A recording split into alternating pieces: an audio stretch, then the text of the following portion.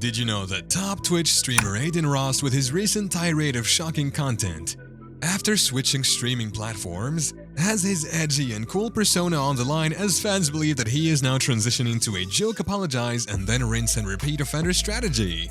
No doubt that Kick, his new streaming base, has provided him with a platform that allows freedom that Adin was not able to experience on Twitch before. However, is Adin's questionable behavior Andrew Tate or the devil's fault? Is it maybe that juggling between an offline and offline persona has erased his original self, or is it Adin's sheer stupidity at this point that is landing him in hot waters every other day? Especially with his involvement in the shock value adult entertainment content, gambling and racial slurs, is there a possibility that he will get deplatformed, or does this seem like a far-fetched claim for now?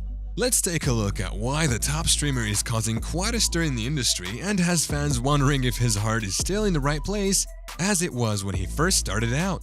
While Adin never had a squeaky clean image, having been embroiled in controversy after controversy, things seem to have taken a new turn as a result of streaming platform Kick paying out Adin in what is believed to be a hefty sum of potentially tens of millions of dollars to join their team. There is no doubt that the ex-Twitch star Adin was amongst the top players raking in the money for Twitch. But despite his contributions, Twitch had other plans for the amount of money they would allow Adin in endorsing his content. They were out for him every turn, making sure that he knew who was in charge. But if some of these bans to keep him in place, for instance, the saga of him getting banned during a live stream where he was seen reading a Twitch chat for failing to adhere to traffic laws was justifiable, and Adin himself claimed that despite him reading the chats when the car was stopped at a red signal, he was in the wrong. I got banned on Twitch, guys. I was 100% in the wrong though. He didn't realize that this would mark the beginning of a series of freedom-restricting rules that he would have to ramp walk with, and would at times legit seem to be far beyond justified. With an endless list of no rule breakers and the demand of streaming for up to 8 hours a day would get anyone tired out, and Adin was no different. In an effort to keep his almost 100,000 live viewers entertained with something exciting every other 5 minutes, Adin decided to up his viewer retention game. The best way Adin believed he would be able to do this was by spicing things up with pranks, fake beefs, and generally hyped up drama that got that adrenaline pumping. And no doubt from the legit beef with the Pogo community whom Ross clapped back at when they tried to insult his people to fake beefs with YouTuber Rice Gum, Ross started to shift his persona online. Weeks later, to introduce something even more entertaining, Ross pranked his viewers by faking an arrest, which backfired when fans started to accuse him of trying to transition from a successful Twitch streamer to a wannabe YouTube sensation with cringe content. The biggest thing that led to Ross's fame was in fact his genuine and raw content, and this fake pranking led to him receiving quite a bit of flack from his fans, who were not impressed with his stunt. Realizing that he would have to be careful in creating content that did not flip off his fans, Adin again tried his hands at something that he knew would appeal to a lot of his followers, primarily his huge male fan following. Starting an e-dating show content where Adin would invite potential girlfriends to be won over by his streamer friends did not seem such a bad idea. The streams reached heights of fame none of his other content had been able to reach so far. But things came crashing down when one of his friends used the R-word for a girl he was coupled with on a blind date. Fans were furious as Adin hadn't been the one who had used the word, but the ban stayed. Nonetheless, while he was later unbanned, Adin's troubles were far from over. Adin's average streaming day was not just limited to playing games, but he was deeply involved in online gambling as well. At this time, around the betting company that was sponsoring him landed itself in deep water when it was accused of ethical and legal implications. And along with a lot of other streamers, Adin had to take a step back himself. Citing this incident as the leading cause for his depressive state that he had fallen into, Adin announced a hiatus, but this break of his would be relatively short-lived. Just 10 days later, Adin was back on the platform with a brand new crypto casino sponsorship. Following this, Adin also soon became a target of DDoS attacks, making his streams lag profusely, and in a heat of moment, he said the homophobic F slur. Later on, while Adin tried to clarify his stance, the damage had already been done. No one cared what the context was or if Adin had actually been the person who had said the word, but whatever the truth was, Adin faced his longest ban of all time, consisting of over 40 days of no streaming. This did not faze Adin, especially because he had faced quite a few bans before. As a result, after his disappearance that spanned 6 weeks, he was back in the game, and this time he had an even bigger pawn that would help him capitalize his success.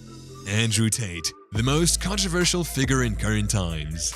This collaboration was seen as a mutual win for both the individuals involved because Andrew had been banned from almost all social media platforms, and Adin was sure to create much noise, all thanks to Tate making an appearance alongside him. Soon enough, Adin and his fans took a liking to Tate, and indeed Tate did help Adin in making changes that were much healthier both for his mental and physical health.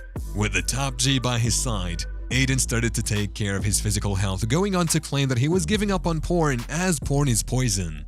It was at this time when Adin had found a mentor figure who tried to instill a change in him that Twitch not particularly liking Adin's link with Tate or his hateful conduct. After a poorly moderated chat, which was flooded with racist and anti-Semitic messages, apparently Ross had called Fuentes and asked him about a planned holiday to hate on Jews that Adin was banned from Twitch for the 8th and final time on February 25th, 2023, ultimately joining Kick as his new base. Despite all these banning events that fans believed Adin in making a healthier and stronger comeback every time, the return of some of Adin's questionable behavior patterns started to raise eyebrows again. This comes after a series of incidents that contradicted his earlier statements, which makes some people believe that Adin is a hypocrite who will never change. After joining Kick of what could have been a new start for Adin to maintain a good image, everything came plummeting down. Adin, for one, had said that he had quit his engagement with the adult entertainment industry, and in an earlier statement had critiqued the hot tub stream culture on Twitch that saw women in bikinis interacting with fans. But only a few days later, Adin horrified fans when he opened an adult entertainment page during his live streams, knowing very well that hundreds of underage fans were watching his stream at that time. Adin made things worse by claiming that he had done this to flex that he could do anything on the new platform and no one could stop him from acting the way he wanted to. I could do it, to show that I could do it. Because we just don't see streamers pull that up. We can literally watch porn together. If this wasn't enough, on January 21st, Adin also claimed that he had been drinking after having promised his fans to commit to a sober lifestyle. That would include swearing off alcohol. So I drank twice in a row and woke up sad and drained. Alcohol is the devil's work. But is it really the devil's work alone, or is there more to it than meets the eye, is the real question. His pranking and it's a joke mentality while engaging in the most brutal stuff also remained a consistent part of his personality. Earlier this month, Ross was badly condemned for telling a viewer that he'd give him $20,000 if he slit his brother's throat and peed on him. Although Ross immediately clarified during the stream that he was kidding, this rings a warning bell that not much has changed. People have been quick to point out that all this is a result of his friendship with Tate. You need better positive male role models in your life, Adin. Hassan Piker, a fellow streamer, had warned him, while others believe that I honestly don't think Adin acts stupid. I genuinely believe he's just that unintelligent.